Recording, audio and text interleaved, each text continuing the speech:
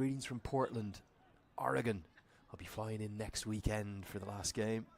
And we do see Nepal games both on the weekend. Good organisation by USA Cricket that they've gone with the Nepal games on today on Sunday.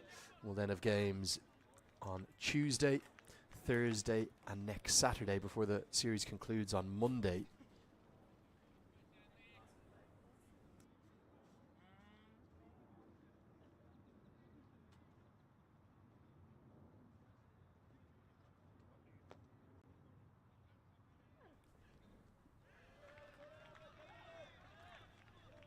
So there are 4 more ODIs after this one, and with the new schedule, Aman, it's every 2 days. So we have a game, then a day off, game, then a day off. Well, we're going to hear some little bit of exotic places people are watching from as well. Mahesh is watching from Stavanger in Norway. Didn't expect that. He's asking, have you ever been to the eastern part of Nepal? Because that's where I'm from, Japa. I haven't, but I heard it is stunningly beautiful. I think most of the country is pretty beautiful. You've got, what is it, 8 of the peaks that are over 8,000 meters in the world. You'd expect it to be pretty stunning in every corner of Nepal. Yeah, just listen to you rave about it, Lenny. You'd have to imagine that the entire thing is beautiful, and it just typically seems to be that way. I've looked at it through pictures. I've never been there myself, but when are you coming, man? I'd love to get there whenever you want to have me. That's what I want to know. I'm sure you would have and be welcomed with open arms. The hospitality there in Nepal is quite something. Nelson Gamir is watching on from Biratnagar, the city of kings, as he rightly says. He says that 1 hour ago we were in a dilemma either to watch the cricket or the football, as our women are doing so well against India. So finally, when the penalty shootout was won, we turned on, and we are happy watching our boys hit 4s and 6s. Jai Nepal, which means something along the lines of glory to Nepal, or something on those vicinities. Van Schalkwyk and Singh have been really expensive today, haven't they? They've been the 2 that Nepal have targeted. Yeah, they've decided to go against the pace, and you typically expect that teams would go after the bowlers not named Sarabhat Thakurkar and Ali Khan, typically in the pace department. And with Jesse Singh not being as quick as he's normally been, his lengths have just been quite poor. And Van Schalkwyk, I think he's just very in line, really. He's tried to be full, but the problem is that he's gone down the leg side too often. He's made it real easy for Nepal. That will get us to the end of the 36th over. It's 177 for 3.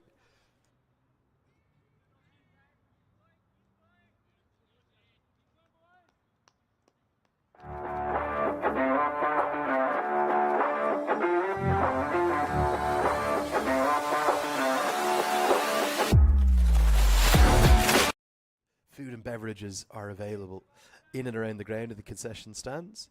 And we've got a really good crowd starting to build up, probably best part of 600 or 700 at the moment, and that will build up throughout the day. I've no doubt it's a beautiful day too. And I want to thank you all for watching and enjoying the coverage here on ICC.TV. And back in Nepal, hopefully you're getting the feed there on sticksports.com. A sweep shot that goes into the air and is going to create a catching opportunity that is held on to.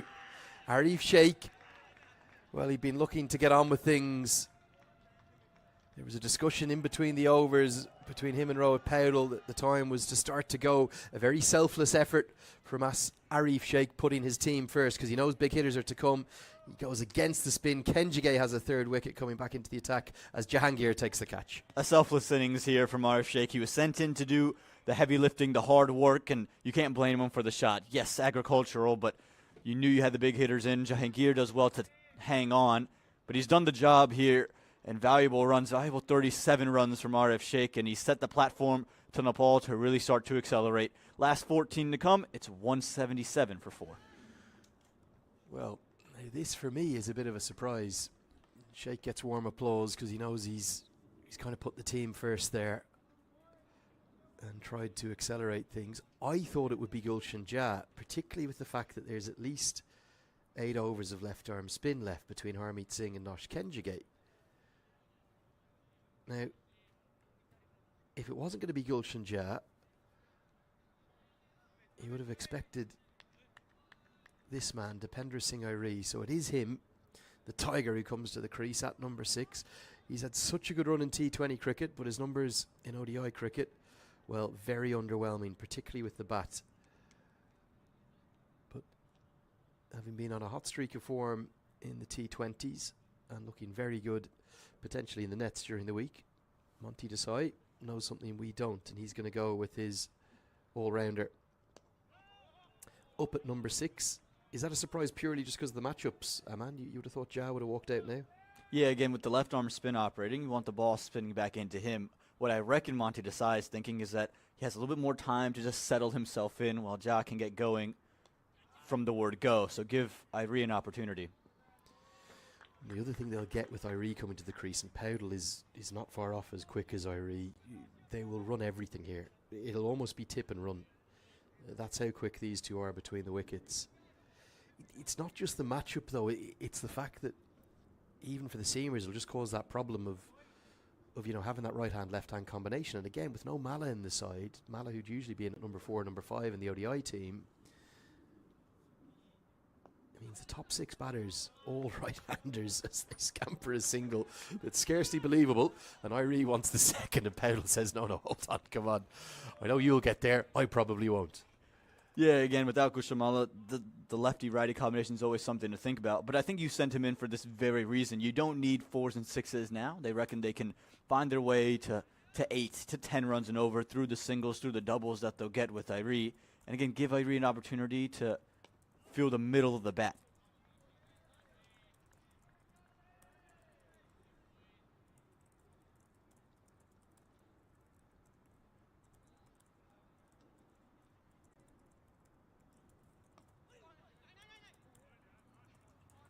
Two dots to close out over number 37, and a wicket taking over, but you knew Arif Sheikh had to get on with it. Just 2 runs, though, 179.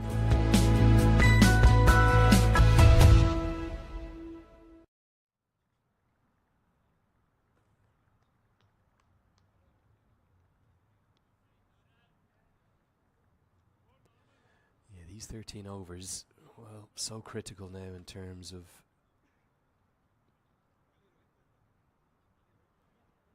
what exactly firstly Nepal will end up with as a total, but also as to who is going to win this game. I want to thank you all for getting in touch, as we're going to see not spin from both ends, but Sarav Netravalkar return. Lots and lots of changes in bowling today. Manoj watching on from Sudar Pashim alongside his full family enjoying the Sunday evening action. Great to hear from you.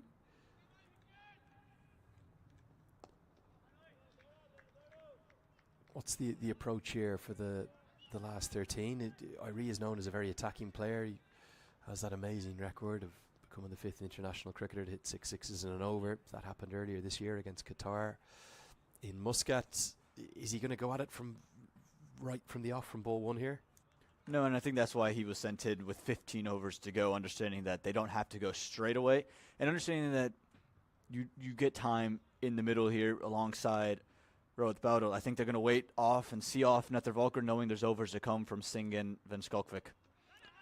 Still, only the 8 overs of Van Skalkvik in bowl. You have Jesse Singh, who's bowled 8, so you reckon you probably are going to get to see at least 2 overs of the 2 combined, only if USA go to a 6 bowling option. If not, you have 4 from those 2 have been expensive.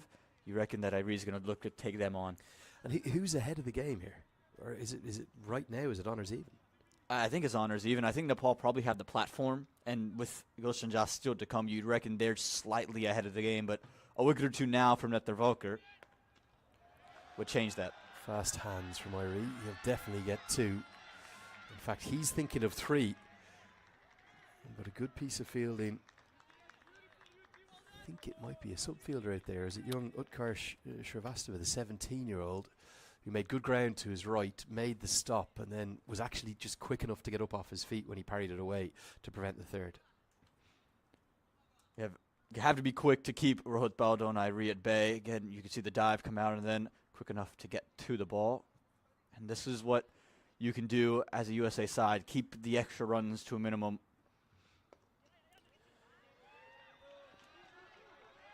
Oh, well, that's incredible. Utterly incredible. When you look at the American fielders' reactions to that, they cannot believe that there's 2 runs there. It's tip and run, isn't it? Look at the speed and the in and out. I don't know if we can just focus on the running here. We can't. Just leave it on this. Look at the speed of Irie. A slide in and then a turn in and out. Unbelievable. Not much wrong from Srivastava. He did very well to take a great angle, got to the ball, threw it in quick. It was rapidly fired. And this is why you send in Dipender Singh Irie. You can almost work the fielders to death till those last 10, those last 5, where you then can go and hit boundaries galore. This is the beauty of Irie and Paudo in the middle. That's the shorter side of the ground. It's gone almost straight to him, and he's got 2. Incredible. Now just nudges that one away. Yeah, I think it's, well, maybe from what we're seeing, it's going to be tip and run for sort of 5 overs, have a platform, and then try to go large. I still personally think, I'm as big a Dipender Singh Irie fan as there is, I assure you of that, but I still think I would have gone with the left-hand, right-hand combination and gone with Gulshan Jat 6. Yeah, again, I don't mind the left-hand, right-hand combination. I just think that with Irie's ability to rotate in the middle, you just give him the opportunity to see it, and you know Netravalkar's probably going to come back in as you start to go. I don't want to give Netravalkar an over early to Gulshan Jat, maybe just save Gulshan Jat for the big hitting exploits. I don't think it could have gone wrong, but I think this is exactly what they want. They don't think they need to get to 12 and over, but at this stage they want somewhere from 8 to 10, and Irie's ability to run 2s with Paudo give you that option pretty easily. Yeah, and it can be so frustrating, can't it? Because there's not necessarily a lot being done wrong by the bowler there in that over, but it's still gone for 7. 38 bowled, 186 for 4. What would they like to get to, Aman? That's the question. 300 would probably...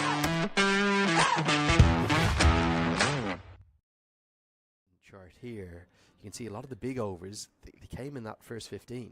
There hasn't been much to celebrate really since then. In fact, no over's gone for more than 8 since that 14th over.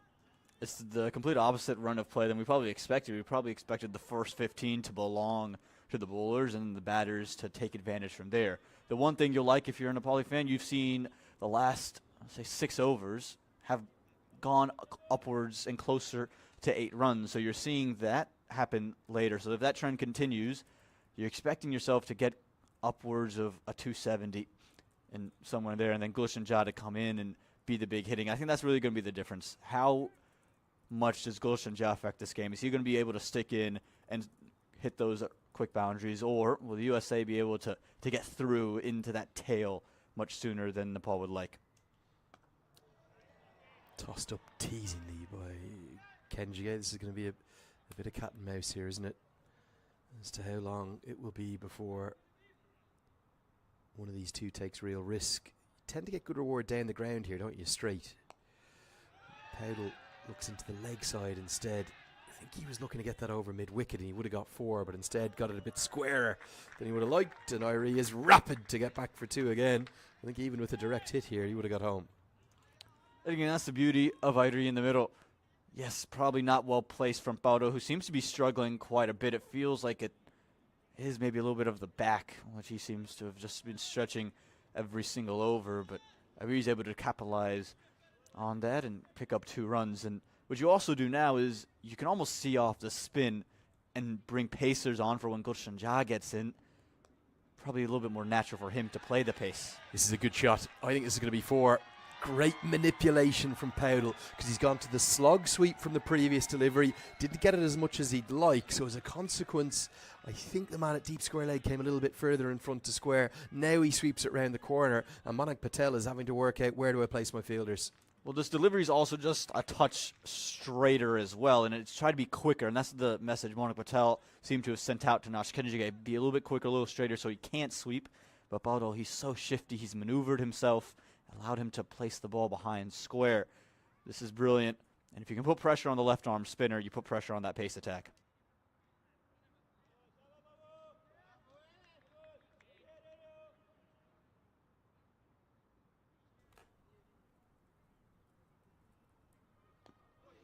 Looks for the slog sweep, but clever bowling, because it was just held back, wasn't full enough to be there for the hit. I think Nepal know it's a good wicket.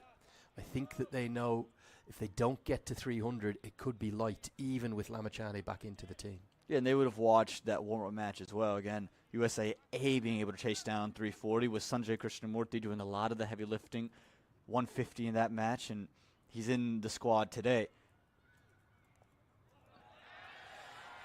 Clever batting again from Powdell. It's going to be 4 more. All of a sudden the momentum has just shifted, and it's come against USA's best bowler today. He's had 3 wickets and been very hard to get after, but Powdell is just finding a way. This is excellent batting. Shake of the head from Nash Kenjige. He knows it's not the right line. It's a good length, but Bodo, he's so creative. He's just sat back in his crease and just used the pace of Kenjige, ticking it fine. And probably not the right line. He's got to get closer to off stump, but give a lot of credit to Bodo there.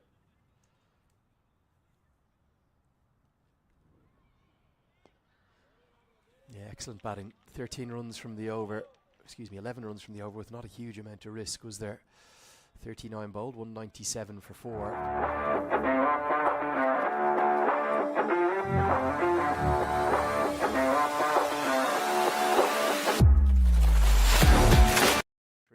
Irie has just 6. You see Monank Patel there, Aman. He's been very animated today, hasn't he? Particularly with some of his bowlers, kind of almost barking at them, and he looks like a man who's under significant pressure. Yeah, again, I'm sure he's talked about it, the toss, how they're trying to keep out all the noise, but it's hard to keep out that much noise that's coming in. Questions about, the firing of Stuart Law, and then, I think Monank Patel probably just feels under pressure about the way he's played as well.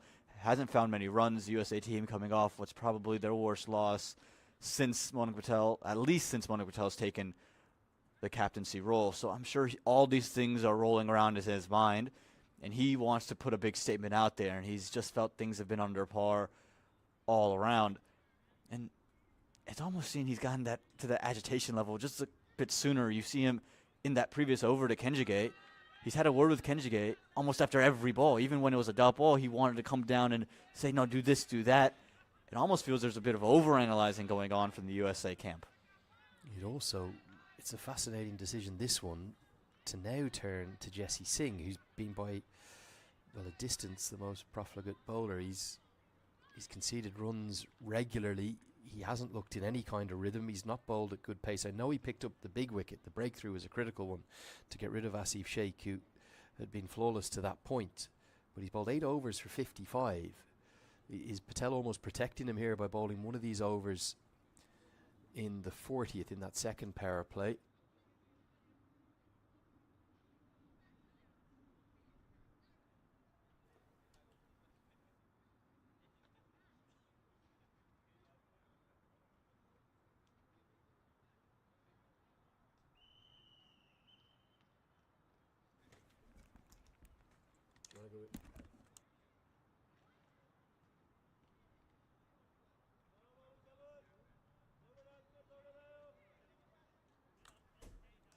The reason we just had a break in play there is off your screen. We weren't able to bring it to you, but Vikram Napani, the Nepal team physio, was on the field to give what looked like some pretty significant treatment to Rohit Powdell's lower back and maybe kind of gluteus maximus muscle in particular, the sort of the very top of the leg joining into the back. It looks like there's a bit of a problem there.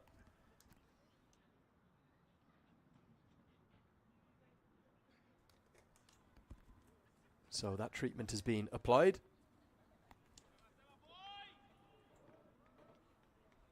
And we see Powdell fit to continue. 11 overs remaining in this first innings. The final one of the second power play. If you're wondering what the power plays are, there's 3 in ODI cricket. The first is the first 10 overs, where you can only have 2 fielders outside the 30-yard circle. You can see it just on the edge of the stake pitch map there. That's about 30 yards from the bat, runs all the way around.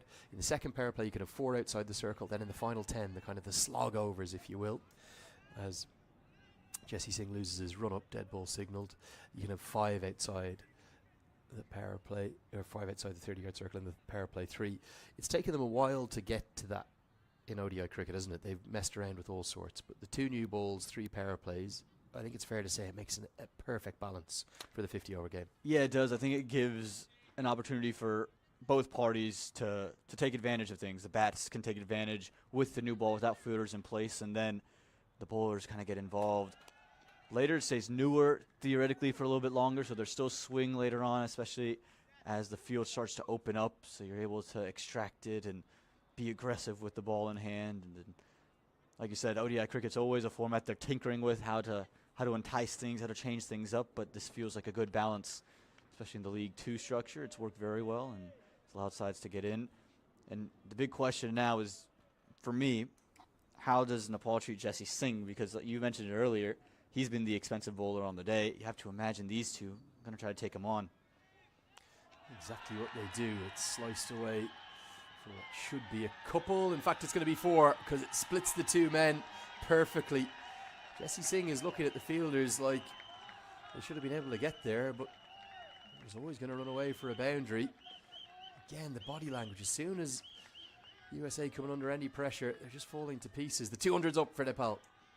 Yeah, I knew this over was going to have to be big. Ratbado uses his feet, and this one's landed behind point. You have a deep third who's very straight, and you have a deep cover who's almost towards extra. There's really no opportunity for that one to go into any of those fielders' grass or reach. Jesse Singh frustrated that it hasn't gone to one of them, but the fielders were never in place for that. Going to run a quick single. Kenjige attempts to direct it. Is an naval impact and Faudal.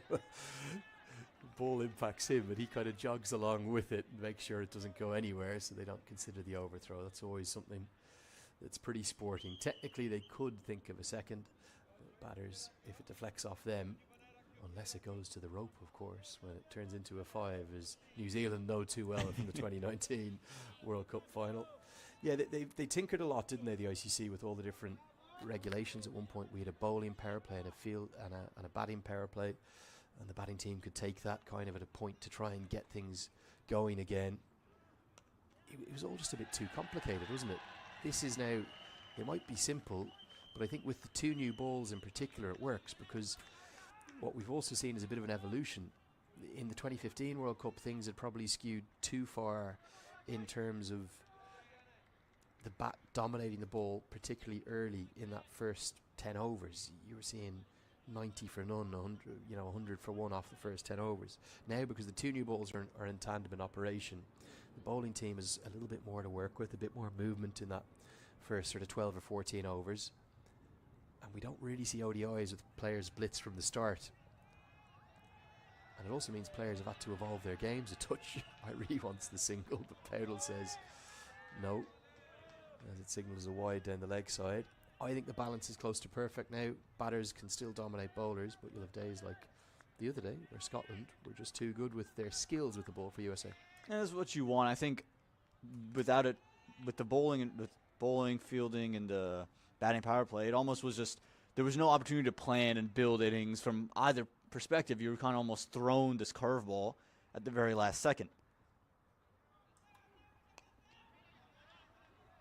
Won't take on Kenjige this time, as it's straight to him. Yeah, 10 to go. Are Nepal thinking minimum 300 here now? It's what it feels like, and I think you have to think that, because there's going to be less grass covering. You're not going to see the ball maybe move as much as it was just a couple of days earlier, and even in the very first session. So, yes, you do have the pace bowlers. You don't know how much it's going to turn. You want to give yourself just some leeway, because, again, Sadiq Tamashani is so good, but on this surface, is he going to be able to extract a lot of spin? We did see him take a handful of wickets in that warm-up match, but is he going to be the same today? You never know. Yeah, you sense it. If Nepal had a brilliant last 10, could take the momentum in, get 310, 320, they should win. Whereas it's the inverse. If the inverse is true,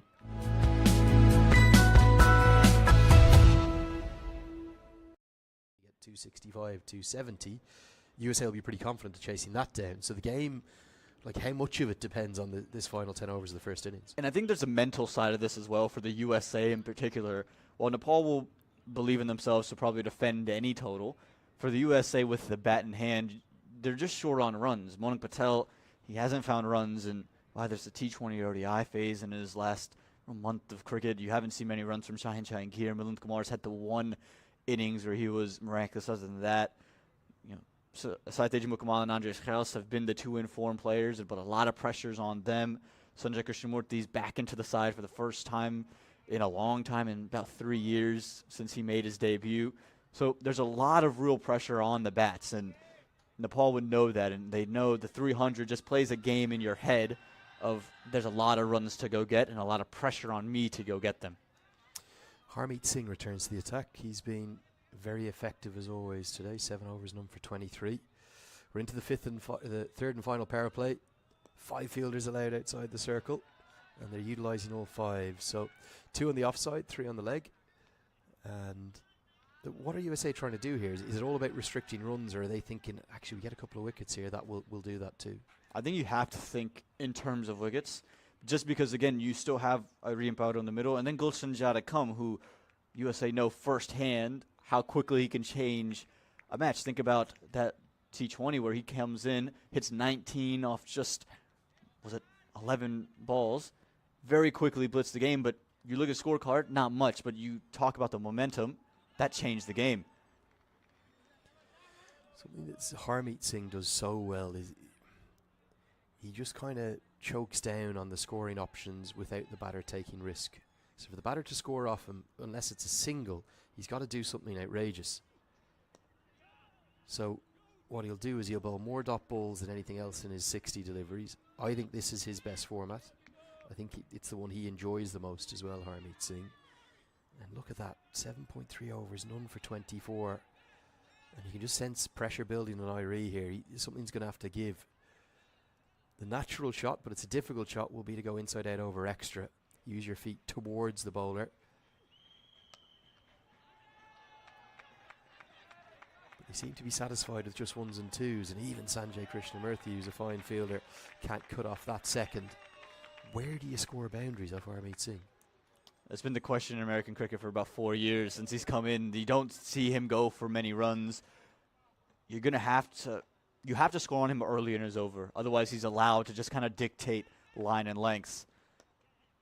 But with what's happening now, he won't mind the quick 1, the quick 2 here because they're not attacking him with the feet. He's allowed to slow it up and change the lengths. And the only time you see him really get flustered was just 2 matches in Major League where we saw batters attack him early, find boundary runs, and then he's behind the 8-ball scrambling. But when he's ahead of the over, it's just almost impossible. And every over without a boundary in this final power play is a massive win for USA. So that over's gone for 5. That's a big tick. And he's still got 2 more to bowl. Kind of furthers the point that we're making about really our surprise that it wasn't Gulshan Jad, number 6.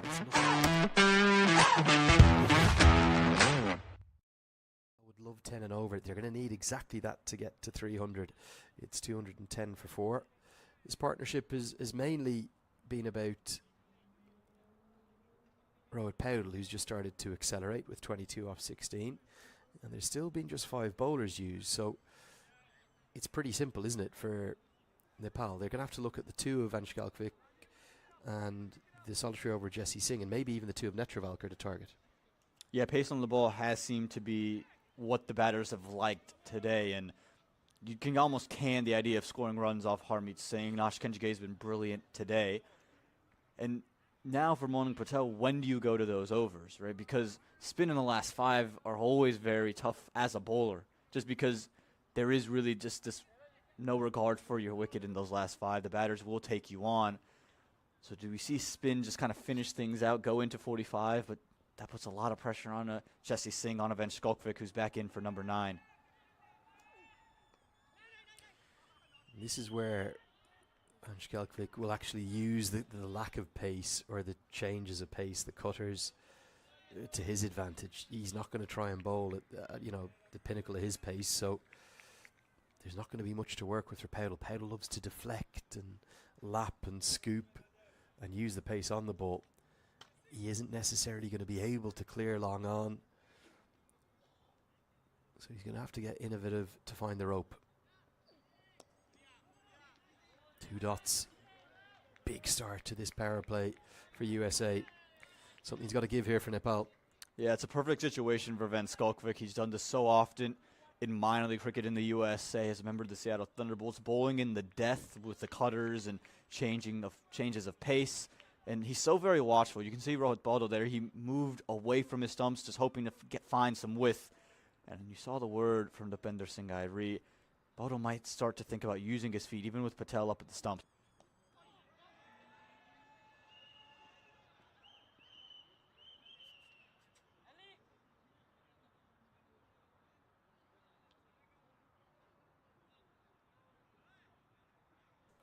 Manik Patel has worn this on the knee, and this is going to hurt.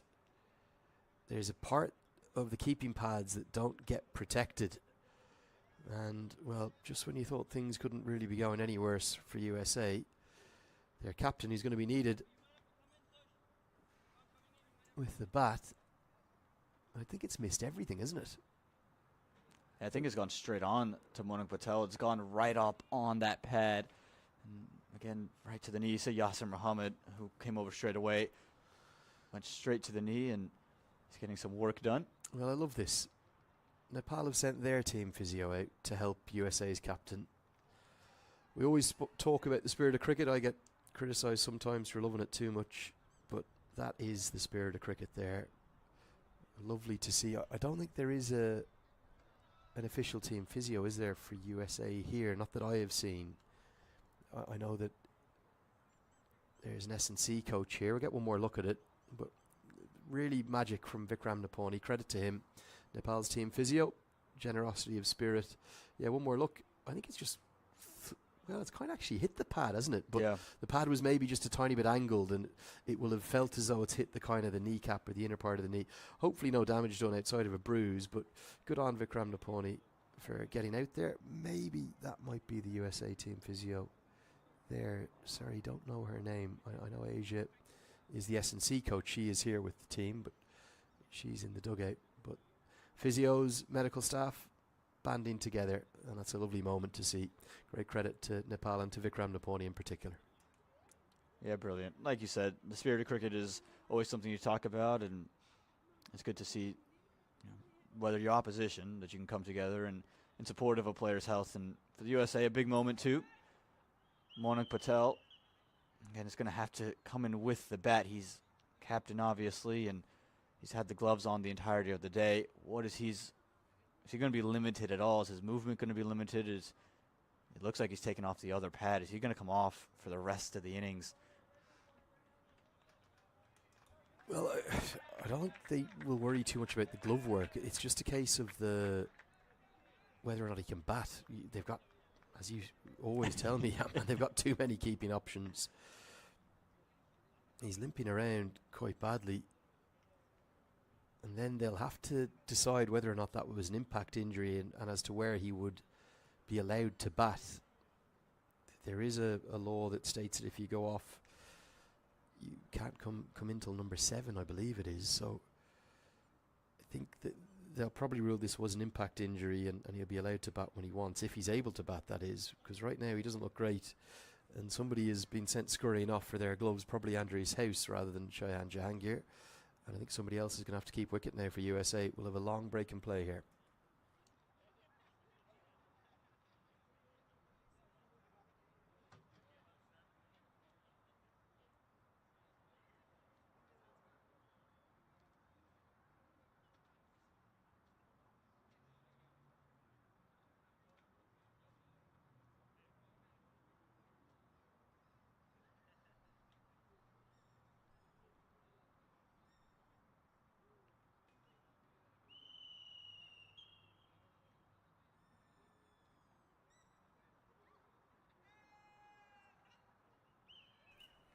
So Manik Patel is strolling off with the USA team physio for this tour.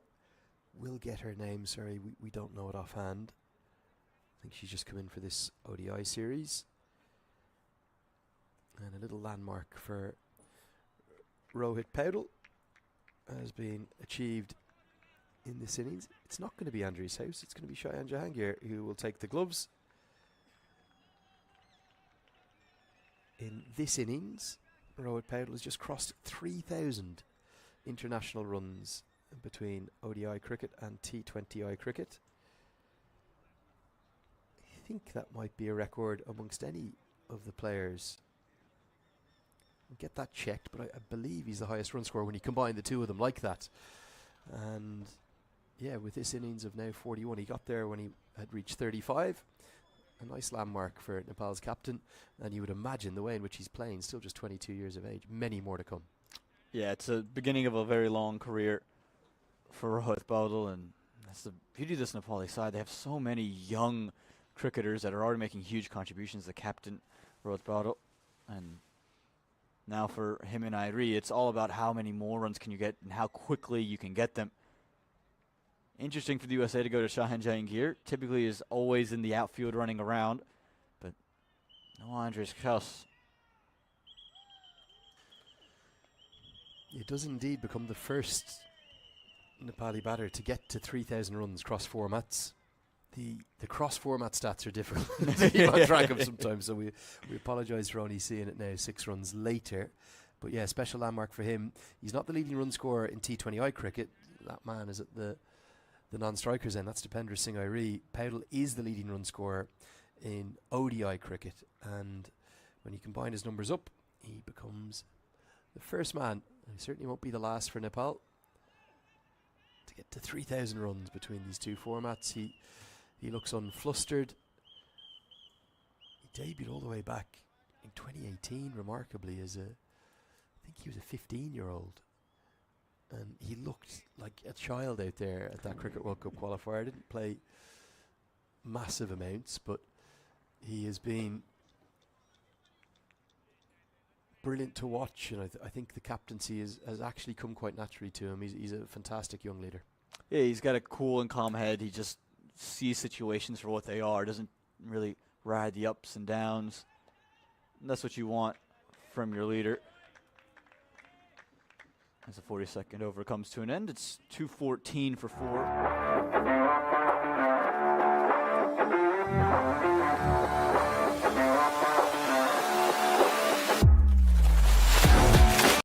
Batters will just feel as though they have to restart for an over or two, and they have to be careful because there's only 8 left and they could kind of just disappear in a flash. 8 remain. We were talking about 300. Right now, that looks miles away. And do they just have to maybe readjust their sights a touch and think, okay, we've got to get to 275 at least? But actually, as Monty Desai's mantra is known, and we heard Robert Powdell say it at the toss, it's all about the one-ball battles. They'll really just be focusing on each and every ball from here. But for me, certainly, yeah, I agree with you, they have to get moving. And even though Kenjige's picked up the 3 wickets, he'll be easier to get after than Harmeet Singh. And this could be the over where they'll try to just shift gears. And Irie, he loves it down the ground. Long off and long on are out though. Exactly where he looks to go. I think we're going to see this maybe every ball in this over. They're going to go after Kenjige, but Kenjige will also know that. So he's going to try and hold it back and try and create a catching opportunity in the deep. Yeah, I wouldn't be surprised to see him push one out wider as well, especially if these two continue to use their feet. Again, look for Powdell to make some room for himself, maybe try to access extra cover as a region. He initially feigned to reverse sweep and then went through with it anyway. Jesse Singh does well though. There's been some poor fielding from USA today. That was excellent. Definitely a second run save there. Yeah, we know how quick these two are. It was an interesting start to the shot from Rohit Powdell. He seemed like almost he was going to fake it, and then he decided, oh, wait, why fake it? I think I'm going to want to play this shot, and just almost held the bat there. It was a lag almost there, Lenny. I'm in a good position. Bowls him, and it's the one that just skids on. And Irie, he falls for an unlucky 13. It's going to bring Gulshan Jah to the crease. They will get that left-hand, right-hand combination maybe a few overs later than they needed, Nepal. Irie is usually very good in the cut shot, but this just sliced him in half. Kenjige, he has 4 wickets, and he's bowled brilliantly. Yeah, really good from Nash Kenjige there, because Dipendra Singh Irie didn't quite get the length. It didn't pick the arm ball. We've talked about the ball not turning on this surface quite a bit, but what we have seen is it go on with the angle, and that's where Nash Kenjige is so good. It was slightly quicker than the previous delivery, rushed on to Irie, and I don't think it was quite short enough to cut, especially not the width to cut, but could be a blessing in disguise for Nepal here with Gulshan Jah.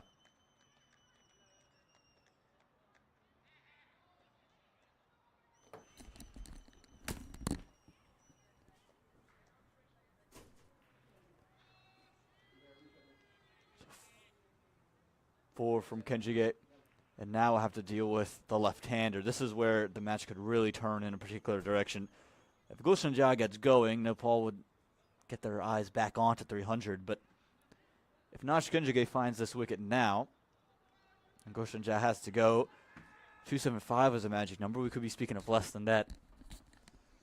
Well, we said whoever wins this final 10 overs may well win the contest. Right now, even though the final power play is only 15 balls old, USA have won all of those 15 balls pretty much. Gulshan Jha, he's known to be able to attack from the off, and this will be a good matchup for him.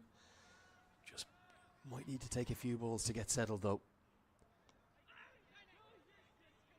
Not quite sure what Kenjige is appealing for. Let's come off the bat. Here's a look at the wicket. It's a really good piece of bowling, wasn't it? Just a tiny bit wider of the crease, and there's no intention to spin that ball. It's been undercut, and he's just trying to skid it on, and it skids on into the off stump as Irie falls to one of his strengths, the cut shot.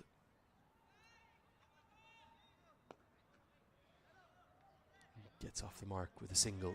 As House does the fielding. Surprised that House hasn't taken the gloves? Yeah, I would have thought Andres House would have kept because, again, kept in the T20s. He's typically the keeper, if not the second keeper when Mohit Patel has the gloves. And Jahangir's almost been the guy who's been decided you're not going to keep. When Smith Patel was part of the side, he kept. But you typically see Jahangir out in the deep, running around and fielding. Surprised to see him in.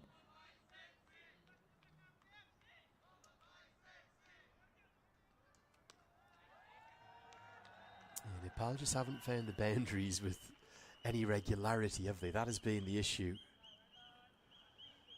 in the last 5 to 10 overs. Padel's played nicely.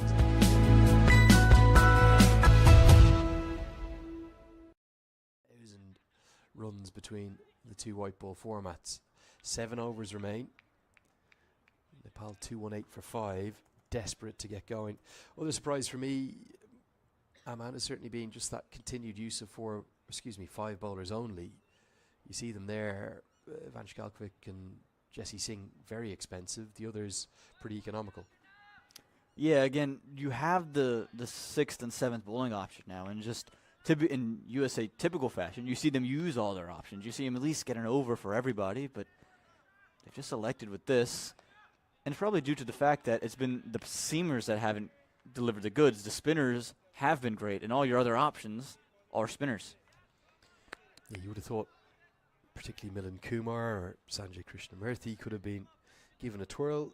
One of the things that does upset that balance a touch, though, is no Stephen Taylor in the squad. We spoke about it a lot during the T20s. No Stephen Taylor, no Aaron Jones, no Gajanan Singh. They're probably I know Singh has been left out over the last 4 or 5 months, but those 3 are the 3 that really stand out like a sore thumb, alongside Nitish Kumar, who made that century for the USA A side. What Taylor does with his off breaks is add real balance to any playing 11. And Shalkvik's actually decided on his run-up to change his angle. He's going to come round the wicket. He'd already started to run in. Just seeing who's warming up there at mid-off. That's Harmeet Singh, so maybe he'll bowl the next. They're almost rotating the 2 left-arm spinners, aren't they? That is a big appeal. Jermaine Lindo is not even going to need to give it out, because it might have just... I'm trying to see why this is out. Don't think the bails have come off. Might be just a tickle of the outside edge, and Gulshan Jha, he's walked. So Jha's delayed entrance to the crease, well, it falls quickly. He's gone for 1. Big moment in the match for the USA. They needed something to go their way. They couldn't let Gulshan Jha get going. It's a brilliant delivery from Van Skalkvik. It's just left Jha late. And Van Skalkvik and Jahangir were up straight away. Gulshan Jha had a look at the umpire, and didn't seem as if they gave it out. No fingers looked to be raised. It's a surreal passage of play because there's no appeal. Now, fair play. I know there's an edge there. It's a clear edge. If you're a walker, you're a walker. I was always a walker. But Jha had kind of hung around and said, okay, well, it is out. I'll walk off. But Jermaine Lindo never put the finger up. No, it didn't seem like the signal came from him. I'm not sure if it was a leg umpire signal or not, or if he was looking to confirm. But I don't know why you look to the square leg umpire is actually at point for the left-hander. Really surreal passage of play, but Van Skalkvik has his first. He's got good reward. He's come back well. Was expensive at the start. USA really turned this contest around. And a surprise to me, no Karen KC with 6.5 overs to go. They're going to go with Sampal Kami at number 8. Do have the optional Amachani, who had that career best 49 in ODI cricket up in King City last month too. As they're going to dash a quick single. Run out would have been interesting with a direct hit. Nepal, how have they got themselves in a tangle here? Again, you'd love to say it's exceptional bowling, but it just feels like maybe a little bit of inept batting at points. And you think about where they started. They were 97 without loss after over 15, Lenny. They were in a position to really put 300 plus on the board. And they brought up the 100 in over number 18. They did lose that one wicket. And then from there, they've really struggled. That second passage of play, there was 10 overs. I think they scored 23 runs. So they've lost the scoring options and almost given themselves away. Helped around the corner. The Nepal fans are really trying to motivate their captain and their team. There are a few musical instruments that have come in now, and they're just trying to rally the troops and try to find a way to drive Nepal on up north of that 260, 270. You think of the start that they had. We weren't just thinking of 300. We were thinking of 350. With a few whispers in the press box of 400. At one point, it looked like USA were listless and had nothing to offer. It's been a combination. USA have fought back well. Nepal have been a bit naive here, haven't they? It seems like a lot of it started from Sheikh and Saad trying to almost score too quickly after what had been an effortless start.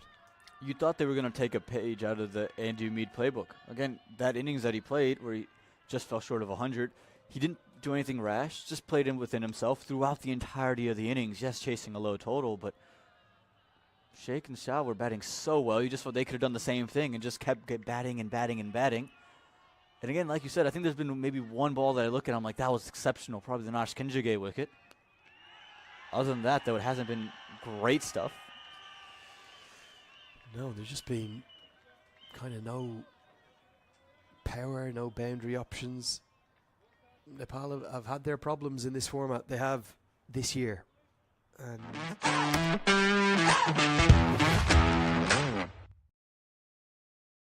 they didn't pick up a single win up in King City against Oman, who are in all sorts of bothers at the moment. No real form of any note for them.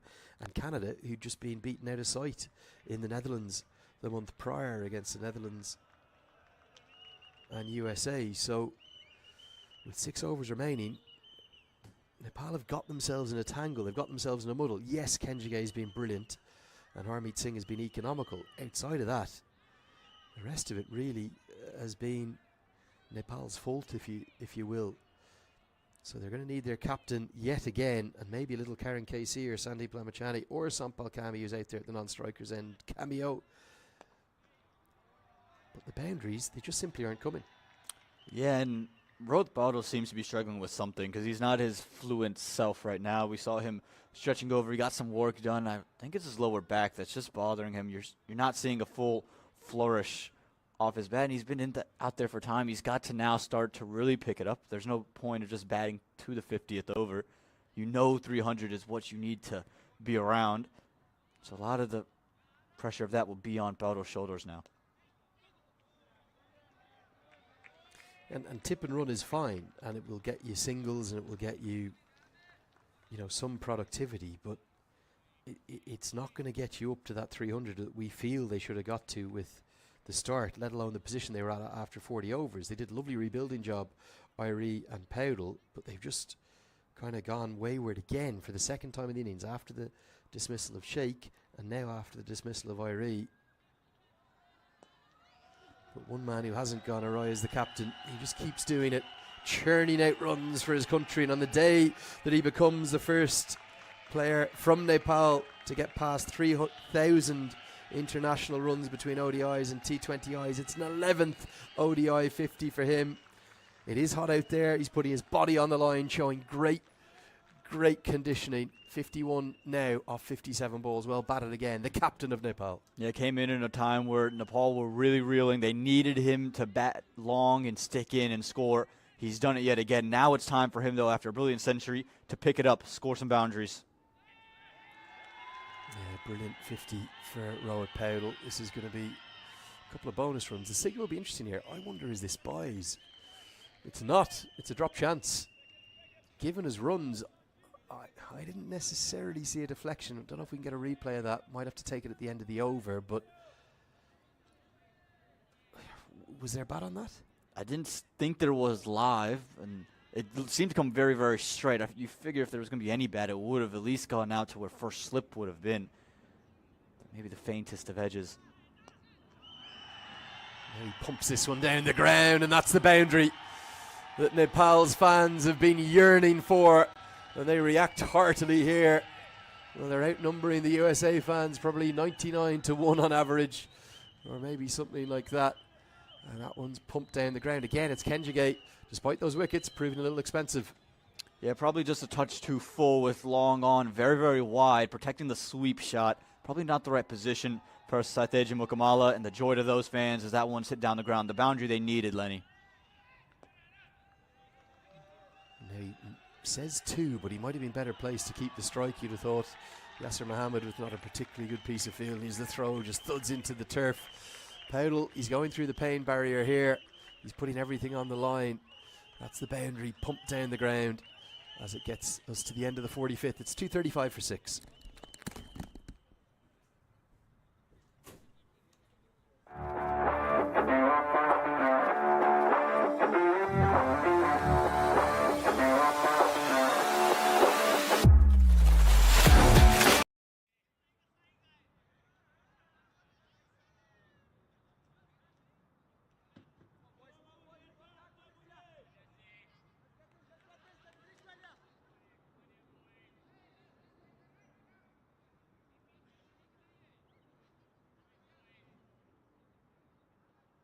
Now, this was the last over. Just that reverse sweep, Aman. This has given us runs. Let's see, was there anything on it? I think this is off, well, the shoulder, isn't it? Yeah. So it should have been given us leg buys. It was one of those fascinating ones where if the keeper had caught it, I probably don't think it would have been given out. No, it would have been very tough to give that out. Again, to be very sure of that would have been astonishing. Now here's Jesse Singh in for his 10th and final. This is the problem. Cammy's on strike. I don't think they should have run that second. They should have kept Powdell on strike. Would you have gone with a Lamachani or a KC who are... Cammy's very technically correct. He's such a fine player. He's been used up the order. I think he batted at number 3 in the Asia Cup against Pakistan, if I remember correctly. But you want quick late runs here. You want power.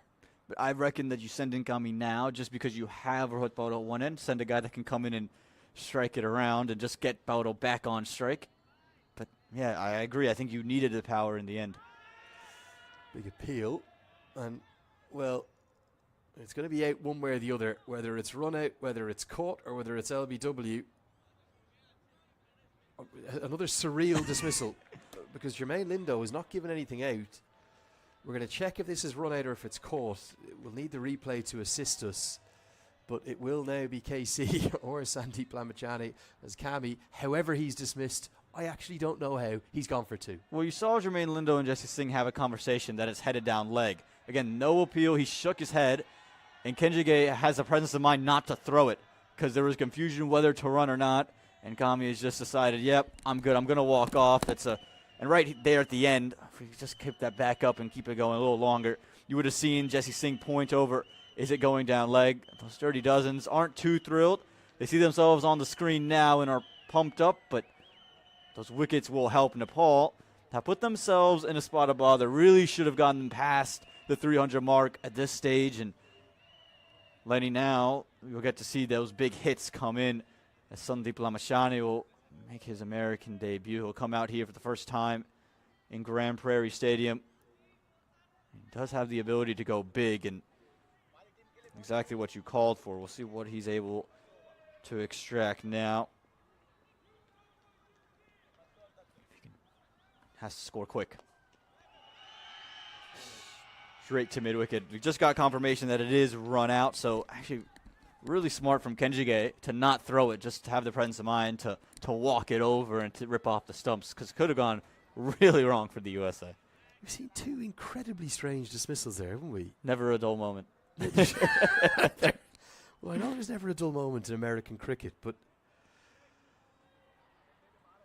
and don't get me wrong, it was a right decision to give it not out as an LBW.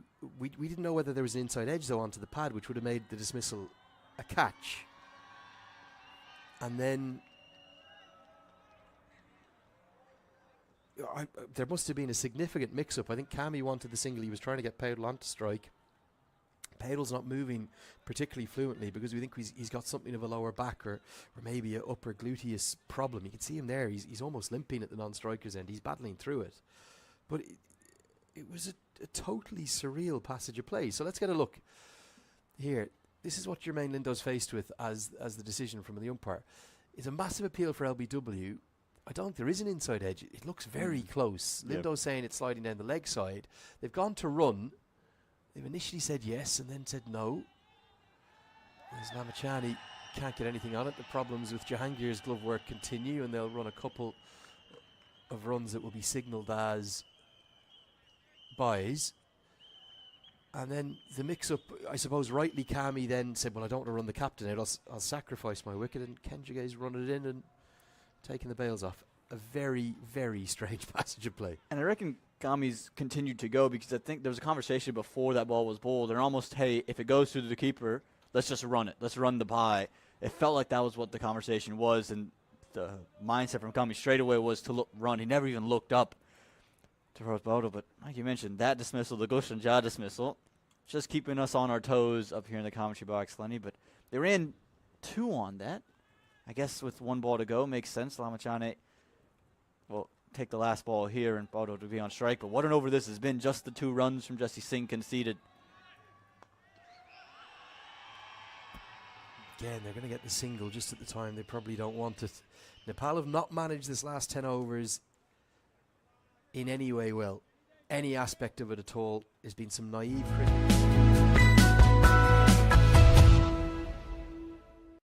In this format, they've been really good in T20 cricket, I think, in so many ways, whether it was that West Indies A series, where Peudle himself was exceptional, whether it was the World Cup, where they were so nearly pulled off 2 of the greatest wins in associate history, let alone in Nepal history. But in ODI cricket, they've just had some problems, and there's been some very, very naive cricket in these 6 overs in particular. But actually, you go back to the root cause of this, Aman. That's the 16th over onwards. Shots that were being played that weren't needed, and they've been the architects right now of their own downfall. And that's why USA, maybe not just in this contest, they might be ahead in the contest. Yeah, again, you hit it the nail on the head. There's just no reason to play the wild cut shot that we saw early on. And then Anil Shah was almost just throwing the bat around and forcing things. We had a full toss that was hit straight down the throat of Long Gone. Just things. Nepal was set up to win this game. They're set up to really put a big score on it now. Sandeep Lamachani in the last 4 overs has to score quickly on Harmeet Singh. They let the last of Jesse Singh go with just 3 runs. And this is almost an impossible task for any bat, but especially for Sandeep Lamachani. Hey, find boundaries off Harmeet Singh. But for me, he shouldn't be trying to find boundaries. He should be getting a single and allowing Rohit Peudle to maybe try and get 8 or 10 off the over. But Lamachani will now get the single. He wants to, and they do think about it rather surreally. But a lot of surreality over the last little period. And if Nepal lose this game, I think it all rests on them. Don't get me wrong, USA have been better in the second and third sessions than they were in the first, but with the exception of Kenjige's 6 or 7 overs, he hasn't been good in the last few. There hasn't been much stuff of any real note from USA. Nepal have just kind of almost seen the big red panic button and pressed it, even though they had a dominating position. Now, there's still time to get up to 270, and that could prove to be enough, particularly with we don't know whether Manik Patel's going to be able to bat, or certainly bat at the top of the order. He's got a knee injury, if you're just joining us now. He took one that cannoned into what looked like the protected area of the knee off Van Schalkwijk, but he has gone off.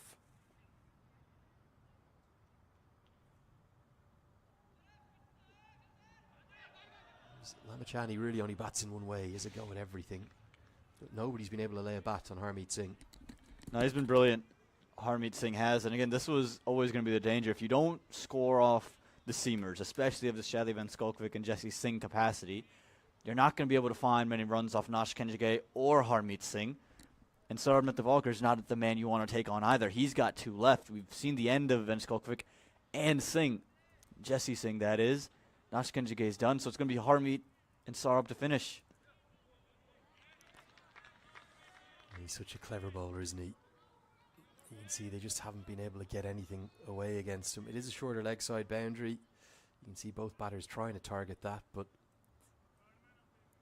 just his angles, his trajectory, his release points make him very difficult to get after. And finally, Paul gets one out of the screws. That's much more like it.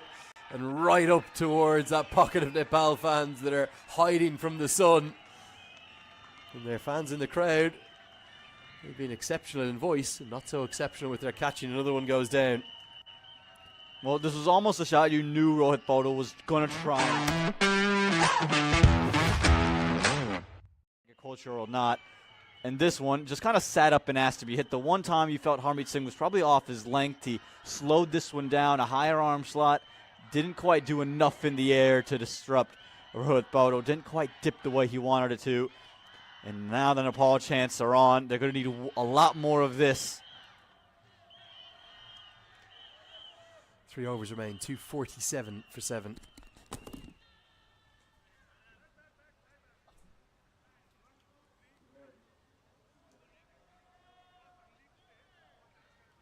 Well, this will be a real interesting passage now. 3 overs to go. Sandeep Lamashane is on strike with Saurabh Nathravalkar coming in. We've already talked about it, Lenny. It's going to be Saurabh and Harmeet to finish, and Lamashane has already shown signs that he is going to swing. For Nepal, you got to get bad on it. Get Rohit Paudel on strike. It's really hard to know if this is going to be enough for Nepal. They'll need every run they can get in these last 3. As Lamashane swings away to his favourite zone. Loves long on and cow corner. Doesn't tend to be often particularly pretty on the eye, but it's very effective often. There is the new US backroom team with Madank Patel. You can see his trouser leg rolled up with where he's taken the impact. Certainly won't be back out for the first innings. Just also a shout out to the US team physio. There's the manager, Orville Hall, and she's there on the right. That is Alicia Green, who was actually with the team during the T20 World Cup, so apologies for missing her out. And it's going to be given as a no ball and 4. Is this the momentum that Nepal need? Netravalkar oversteps, the free hit will follow, and Paudel, Nepal's captain, is really starting to generate the momentum that they so sorely need. Well, this is the gear Nepal needed to get into, and the fans have gone into it as well. Rohit Paudel, he's stuck in, he's on the hard yards. He's been given a real gift from Saurabh Nathravalkar. It's pitched straight down. It's a real long hop. He's done it to work, but the big thing is Saurabh Nathravalkar typically doesn't give you many extras. He's giving you one now, and now 275 back on the cards. Here comes the free hit. Tries to hammer it down the ground, doesn't get enough of it to get it past Harmeet Singh. It was a strange delivery because of the field he had set. If fine leg was up in the circle and deep mid wicket was back, you would understand it, because he's saying, okay, hit me over the, 75 metre boundary plus that it is out to the leg side that way. But mid wicket was up in the circle, so it just kind of turned into a free hit with a free hit to follow. Yeah, again, I think he just got stuck in the hand. I think he was just trying to bowl one that was a touch slower, and it ended up just sticking and going straight down. He's changed the angle now. This is what he does quite often. Now over the surface.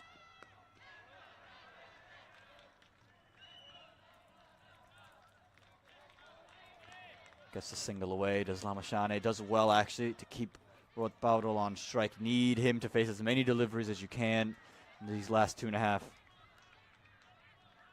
that mid-wicket continues to be in the circle. Both Paudel and Lamashane strong enough through that mid-wicket region. You'd expect that might be somewhere that they'll target, even if it's coming across the ball. But with the angle in, it can certainly be a profitable area. Full toss. Now, is this going to be another no ball? It's going to be 6 for sure. And it is another no ball. Netravalkar can't believe it. And thanks to the brilliance of Nepal's captain and a couple of freebies here, they are now thinking that they'll easily get to that 275 plus. Is 300 back on the cards? Seems to be. This is a slower one that's gone awry. He's just looked to take pace off, but it's just been a gift. It's floated up. He's used his feet quite well, and he actually hits it in this area quite nicely. Opened the face and just slashes it away. This is not typical Sarbnet the Volker. He never allows this to happen.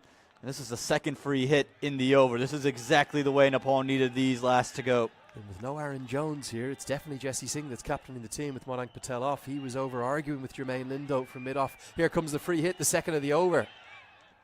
It's another full toss, and Powdle, he misses out. Bad on that, it easily could have been slashed away for 4. Nepal's fans, they're riding the cardiac kids' waves, their rhythms, their heartbeats. Well, it is never boring watching Nepal, and their fans as brilliant and effusive as ever. They are magnificent, aren't they? They're really enjoying the action. Well, 300 might be still too far away, but 280 plus definitely back on the cards now. Could that be a winning score? It very well could be. Again, the USA not in great form with the bat and with the bowlers that you have. You give yourself a chance. I think that's the biggest thing. And also, you'll carry momentum if you get to 280. A lot of what we talked about with the momentum will flow into Nepal's direction. Now the field has changed. Deep mid-wicket's gone out. Lamachani's going to have to get going here, but he will just about turn quick enough to get back for the second. Not quite as quick as his captain. Powdle might just be thinking of a century all of a sudden. 21 needed, still 13 deliveries left in the innings. I think the intent has been the big part of this this late surge from Rohit Bado. He's used his feet quite nicely. He's looked to just place it in funny areas. He's looking to attack, and that was the real mystery facing Sarbnet the Volker. Yes, you're in the last couple, but how do you find ways to score runs? He's used his feet quite nicely. And now real innovation. It's going to be 4 more. He's into the 80s. It's an incredibly expensive over. It's gone for 21. And Netravalka, remember, he'll have to bowl the 50th too. Nepal on the charge. Finally, it's taken a while to happen. It's too soon.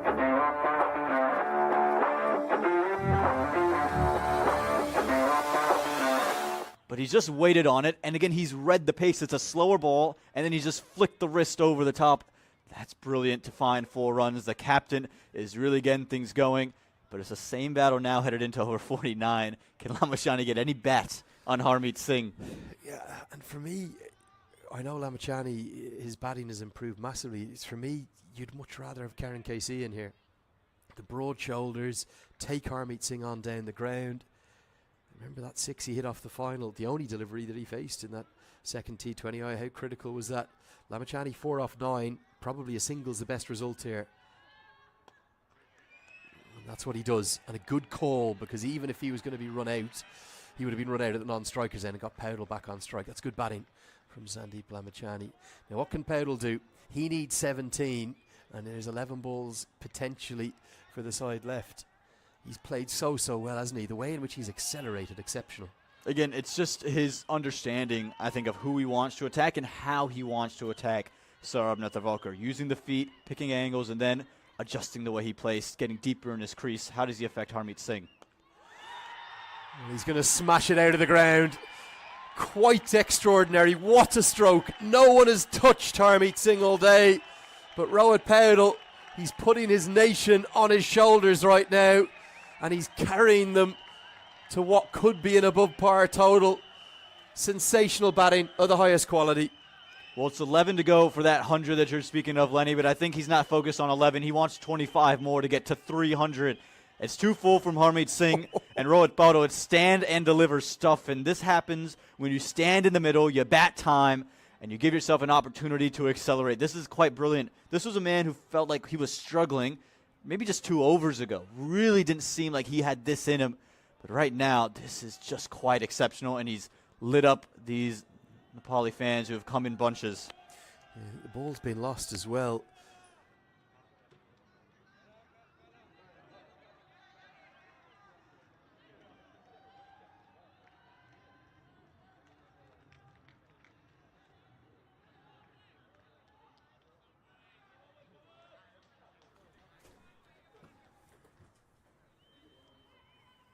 Well, back live with you now. We'll get one more look at that 6 at the end of the over. This time he just loses his shape. He's into the 90s. What's Lamachani's approach here? 3 balls left in the over. Does he look for glory, or does he say, no, I'll get Powell back on strike for a couple of balls? Well, someone's found the ball. Say nothing, sir. Just pop it in your pocket. The one time I could keep a ball at a cricket match for Lamashani, don't keep strike. Get across. Get Rohit Bodal back. Down the track and hit straight to cover. It will be Jesse Singh who takes the catch. He's the acting captain right now. And Harmeet Singh, you have to say, deserved a wicket today. He's bowled really, really well. And Lamachani cannot get Powell back on strike. He's the latest Nepali batter to fall. Yeah, well done from Harmeet Singh. He spotted the movement from Lamachani, pushed it out wide, and not a bad result for Nepal in the end. It does keep Rohit Bodal off strike. I think that's the biggest key for the USA. Nice catch from Jesse Singh. But the one thing you'll take away from the USA, you're not quite worried about the wicket of Lamachani. You're more worried about the fact that Rohit Bodal is now kept at the non-striker's end. And I think that fan ended up throwing that ball back onto the field, Lenny, because I saw one go to the leg side, and then I saw one come up from behind Harmeet Singh, so he might have not listened to you.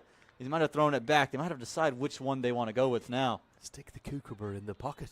Keep it as a memento. Might not be worth quite as much as that. Who hit that home run for? Was it Freddie Freeman? Freddie Freeman, yeah, the Freddie Freeman home run, the final ball, the final innings of that opening match to the World Series that went for a grand slam. Put the Dodgers 1-0 up. They're now 2-0 up in the series against the Yankees. That decides baseball's champion for the year. Here comes Karen Casey. 8 deliveries left. And that's exactly what Nepal needed. Get Powell back on. Powell may take a single here, though, as opposed to look for the boundary. It might depend on the delivery, but you would think he wants to face all 6 balls from Saurav Netravalkar's final over. Yeah, and that might be weighing on Harmeet Singh's mind. What kind of delivery does he throw to Rohit Bodal? So he just looked to be a touch more aggressive, knowing Bodal wants that single.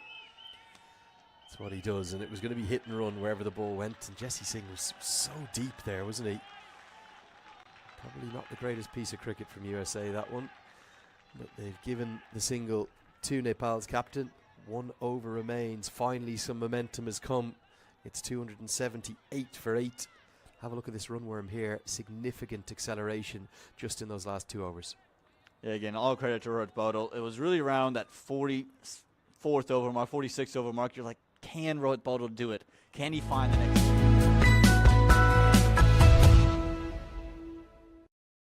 get into? And it shows you the quality of this wicket as well, and I think that's the big thing. There are runs to be had. You just have to stick in the middle. There will be tough phases, but the ball's not doing anything extraordinary off the surface. 91 off 72, the 7-4s, the 3-6s we've seen.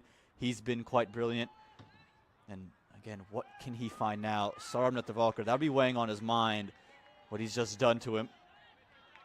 Can he find an answer? And this is the problem with only using those 5 bowlers. You put yourself in a position where someone has a bad over. They've got to complete their allocation now. Here he comes, over the wicket. It's another full toss. Block holes missed, but Powell, he misses out. Just a single. And KC, well, he'll come on to strike. You suspect with 4 balls left after this one, there'll be a conversation now.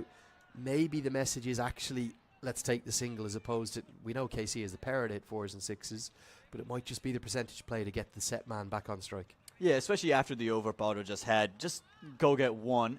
If this is ball number 3 or 4 is very different. You might want him to go after him, but just find 1, get Rohit Bodal back on strike, expect it to be probably wider of Gudin KC and slow down. You know, KC's gone after it hell for leather, and Powell says, I don't want the strike. I know you can clear the ropes anywhere in the world, and I know you're a strike rate well up over a run a ball. At the TU ground, it's over 2 runs a ball. At Grand Prairie, it's over 600. It's 6 off the very first ball he played here, so there you go. Yeah, you think about Rohit Powell's acceleration. At one point, he was just 22 off 32 deliveries. So to turn that around, that's a real gear that he's added this year. 4 balls left. KC, well, this might be the worst possible result. He's hit it miles to the heavens. Will it be held? It will. Yeah, that's a disaster because it brings number 11 to the crease. Harmeet Singh takes the catch, and it doesn't get Powell back on strike. 2 or 3 years ago it would have, because the batsmen, they have crossed. But now with the change in laws, it means that the new man will always be on strike wherever the ball is hit. for a catching opportunity. I just wonder, is that a bit naive again? KC was told to do this by his captain, wasn't he? They'd have been better placed getting Rohit Paudel back on strike. Good catch held by Harmeet Singh. Yeah, I agree. Once Harmeet Singh was underneath it, he probably picked the one fielder you didn't want to hit it down the throat to. He's so good. But like you mentioned, the management of this final phase just hasn't been great from Nepal. The running's probably been poor in terms of between overs, understanding who's going to be on strike, when to go after certain bowlers, how to play. And then this, yes, Garden KC can hit, but Rohit Paudel's finding that the Volker easier to play. You don't need to do this. And now you have an opportunity to where Rohit Paudel might never see strike again, and you might just get left stranded. The game management aspect of it's been really poor, isn't it? They played well in patches. Asif Sheikh played very elegantly. Anil Shah played nicely in parts for his third ODI 50. And Paudel's been the standout by a distance. Arif Sheikh's contribution was a good one too. But in and around that, against what you have to remember is a browbeaten and somewhat insipid American side, one that is, well, they don't know what's up or what's down right now, it looks like. They've almost allowed America back into this game. Now, can Raj Banshi get the single? Extra cover should be coming in close. But they've just allowed it to hit straight to him and get the single. We've seen a few bizarre pieces of cricket today. I would include that one in it. Paudel gets back onto strike, moves 2 boundaries to get to 100. Speaking of game management, USA has got to be very, very close. Yes, they're well in off that boundary rope, but you know Saurabh Netravalkar is going to be towards the off stump. The really only place to play is going to be dropping it between cover and point. Bring it in. If Lalit Rajvanshi hits you for 4, it's best result because you don't get Rohit Paudel back on strike for the final 2 deliveries. That's everything. Just again, bad game awareness. Okay, 2 deliveries left. Rohit Paudel on 92. 2 boundaries will get him to 100. And this one's hit away and hit for 4.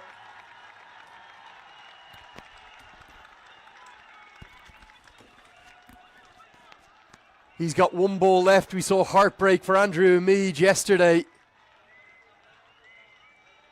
He was stranded on 98, but now everyone in this crowd are on their feet because Rohit Paudel, he sits on the brink of a second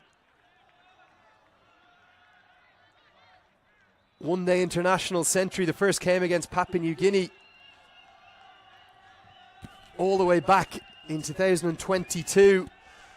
At this time, at this moment, you couldn't think of a more important moment to make 100 for your country. He needs 4. Can he do it? He can't. It's a play and a miss. In fact, it's bowled him, I think.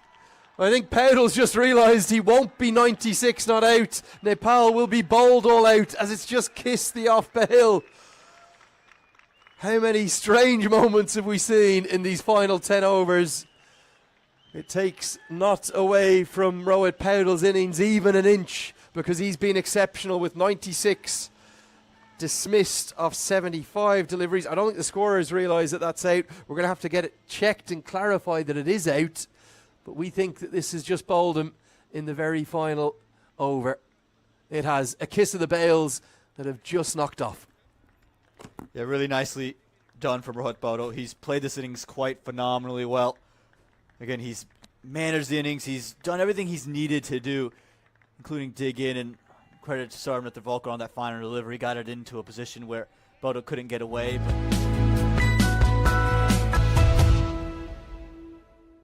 86 runs, and yes, 286. Not the 300 you're looking for, but definitely a score you can hang your hat on and say, yep, we got a chance bowling to this. Yeah, you just wonder, will USA, in spite of that insipid performance that we've discussed, Aman, will they actually quite fancy their chances of chasing this down? Because it's a very good batting surface.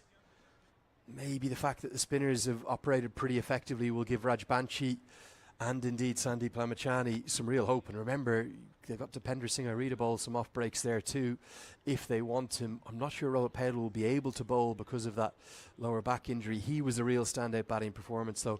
50s for Asif Sheikh and Anil Shah got things off to a flying start. But the reality is as we look at the bowling figures, Aman, they've fallen away quite tamely, haven't they, after that 98 for none in just 16 overs at the start. And then those regular wickets that fell and continued to fall through that third and final power play have meant that somehow Nepal have been bowled all out. Yeah, it's quite surprising. Again, the first wicket entirely, Jesse Singh just getting it to nip off the length, coming back in, but it's just a wry cut shot that wasn't needed to be played. Nashkinjige picks up his first wicket off a full toss, and just moments like that continue to go the wrong way. Credit to the USA. It felt like they were more in the game after that first wicket. They started to show some fight, but you'd have to say Nepal probably gave it away more so than the USA took it from them. Yeah, I couldn't agree more, actually. I think that's the perfect synopsis. They gave them a window back into the game rather than being ruthless and ruthless in the way in which Scotland were in that first game 48 hours ago. It's been a really entertaining and at some points rather surreal and somewhat bizarre first innings. The big question is, can Nepal find just a second win of this ICC Men's Cricket World Cup League 2 series? To do so, they'll have to bowl and field pretty well, you'd imagine. Rohit Paudel, he's been the hero though for Nepal. He made 96 off just 75 deliveries. He's given his country a real fighting chance, and what's a historic day for Nepal with their women's footballers advancing to the SAFF Grand Final after a historic win in front of 17,000 fans there in Kathmandu. We'll leave you for the moment. We know it's late back in Nepal, but do try and stay up and stay with us for that second innings. It's after 1 a.m. there. We'll be back with all the action in 30 minutes time from now. Don't go anywhere too far. USA will need 287 to win.